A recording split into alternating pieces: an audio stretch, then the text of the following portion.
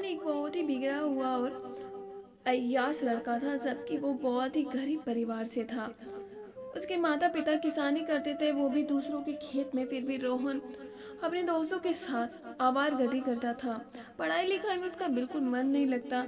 उसके घर में उसके अलावा 4 बहनें और माता पिता रहते थे, जिनमें से उसकी 3 बहनों की पहले शादी हो चुकी थी और उसकी सबसे छोटी बहन रेनू भी पढ़ाई कर रही होती है। एक दिन वो अपने कुछ दोस्तों को काफ़ी हंसते हुए और ठहाका लगाते हुए देखता है कि दोस्तों के पास पहुंचकर उनसे पूछता है कि अरे क्या बात है, आज तुम लोग बड़ा खुश लग रहे हो। तो उसके दोस्त उसके हाथों में एक किताब थमा देते हैं और कहते हैं ले तू भी खुश हो जा।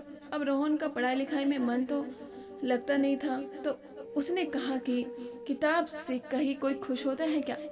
फिर उसके दोस्त कहते हैं कि एक बार पहले तू पढ़ तो ले, फिर कल आकर हमें बताना कि तुझे मज़ा मिला या नहीं। रोहन इस किताब को रख लेता है और दोस्तों के साथ घूमने टहलने निकल जाता है। शाम को जब वो घर आकर रात को खाना पीना खाकर सोने वाला होता है, तभी उसे उस किताब का ध्यान आता है।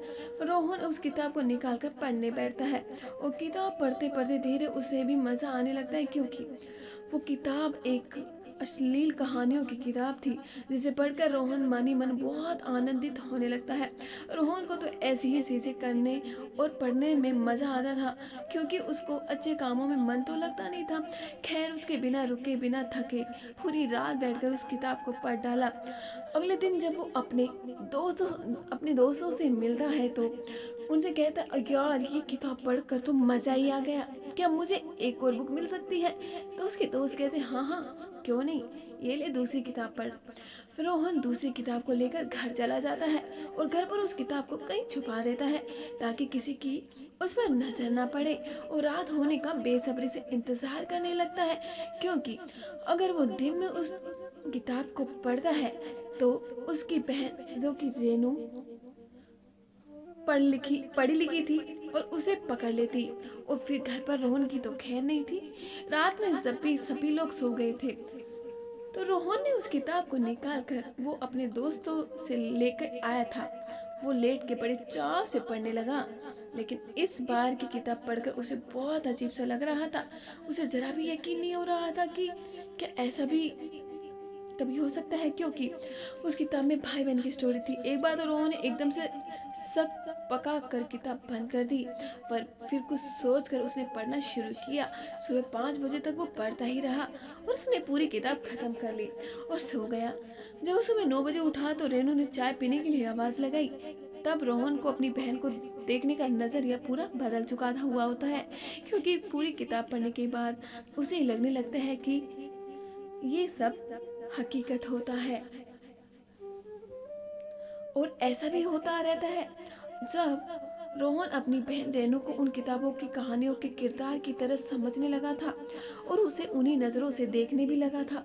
रोहन की बहन रेनू अभी 16 साल की थी, जिस वजह से उसके चेहरे पर मासूमियत और त्वचा भी बहुत मुलायम थी। पहले रेनू और रोहन के बहुत झगड़े हुआ करते थे, जैसा कि लगभग हर भाई बहनों में होता है। पर अब रोहन को उसकी बहन बहुत अच्छी लगने लगी। वो रेनू की किसी बात का बुरा नहीं मानता था और न ही उसे कोई उल्टा जवाब देता था। अब रोहन अपनी बहन को उन्हीं कहानियों की दुनिया में देखने लगा था और हमेशा अपनी बहन को उन किरदारों की जगह रखकर यादों में कुछ न कुछ सोचा ही करता था। अब रोहन हमेशा मौके की तलाश में रहने लगा था। वो छुप छुप कर रेनू को नोटिस करने लगा था। उसके कंधे से अगर उसका फ्रॉक या दुपट्टा ढल जाए तो रोहन बड़ी गौर से उसे देखता था। जब रेनू स्कूल चली जाती तो उसके कपड़ों को लेकर देर तक बस उसकी महक को महसूस करके आनंदित होता।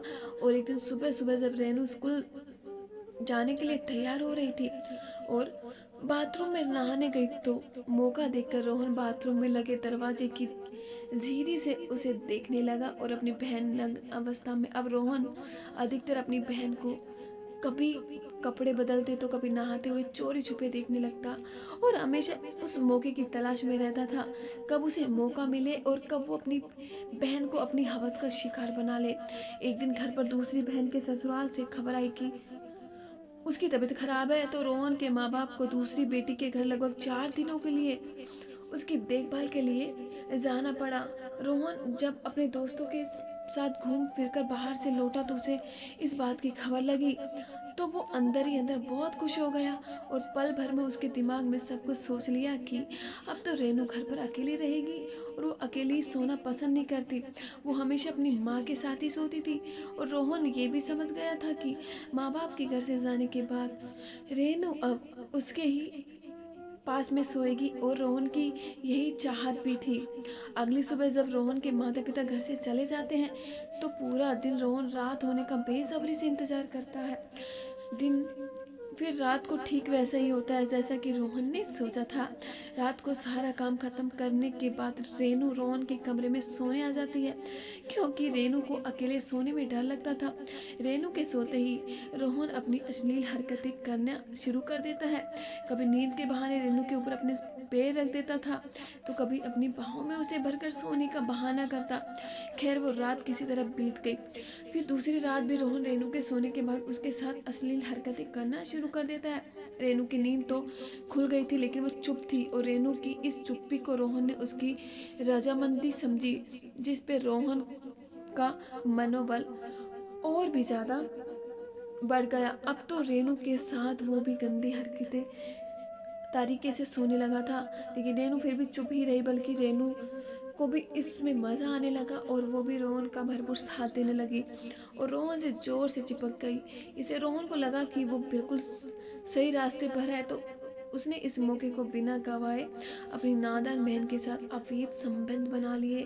फिर उस रात के बाद उन दोनों को इसमें इतना मज़ा आने लगा कि वो अब दिन में भी मज़े लेने लगे थे।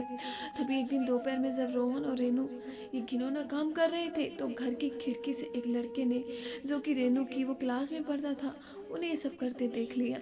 उनका वीडियो बनाकर गांव के मुखिया को दिया। मुखिया जी ने तुरंत ही रोहन के माँ बाप को गांव आने को बुलाया और जब रोहन के माँ बाप मुखिया जी के पास पहुंचे तो मुखिया जी ने उन्हें कहा था कि ये सब क्या है। वो घिनौना वीडियो दिखाया जिसमें एक भाई बहन अपने पवित्र रिश्ते को शर्मसार कर रहे थे। वीडियो देखते ही रोहन की माँ तो वहीं बेहोश हो गई थी। कुछ देर बाद जब उसे होश आया तो मुखिया जी ने कहा कि आप दोनों इस गांव के कई सालों से रह रहे हैं और ये आपके घर का निजी मामला है, पर अगर ये वीडियो पूरे गांव ने देख लिया तो इस गांव के छोटे छोटे बच्चों पर बहुत ही गंदा असर पड़ेगा। इसलिए आप लोग आज के आज इस गांव को छोड़कर चले जाइए, इसी में आपको और इस गांव की भलाई है। रोहन के माँ बाप मुखिया जी के सामने सर झुकाकर उनकी बातें मानते हुए अपने घर की ओर चल पड़े। घर पहुंचकर रोहन की माँ ने जैसे ही दरवाजा खोला तो अंदर दोनों भाई बहन सारी मर्यादा को ताक रखकर मजे ले रहे थे। वो दोनों इस घिनौने काम में इतना लिपटे थे कि उन्होंने माँ को देखा ही नहीं था। जबकि फिर रोहन की माँ ने चुपचाप दरवाजा बंद कर दिया और बरामदे में पड़े घासलेट के डब्बे को लेकर पूरे घर में घासलेट छिड़क कर उसमें आग लगा दी और बाहर बैठकर आग फैलने का इंतजार करने लगी। रोहन के पिता की तो सारी इज्जत ही चली गई थी, उसके शरीर में तो जान ही नहीं थी। उसने भी रोहन की माँ को कुछ भी करने से नहीं रोका और जब आग से अपना रूप में ले लिया और अंदर से रोहन और रेनू की बचाओ बचाओ की चीख आने लगी तो रोहन के माँ बाप उठ के वहां से चल दिए। रोहन ने उन दोनों को खिड़की से जाते देख लिया। वो दरवाजा खोलने का प्रयास करने लगा पर रोहन की माँ ने दरवाजा पहले ही बंद कर दिया था। रोहन और रेनू ने देखा कि उसके माँ बाप घर के ही सामने बने कुएं में एक साथ कूद गए। कूदने से पहले माँ ने पीछे मुड़कर रोहन की तरफ देखा था तो उसकी आंखों में आंसू थे। गांव के लोगों को जब पता चला कि रोहन के घर में इतनी भीषण आग लगी है तो वो आग बुझाने के लिए आगे आए। बुझाने में काफी वक्त लगा, तब तक देर हो चुकी थी। रोहन और उसकी बहन रेनू उस भीषण आग में जलकर राख हो गए थे। अगले दिन सुबह कुएं से रोहन के माँ बाप की लाश मिली। इतनी दर्दनाक मौत से पूरा गांव सदमे में था पर किसी को आज तक नहीं पता चला था।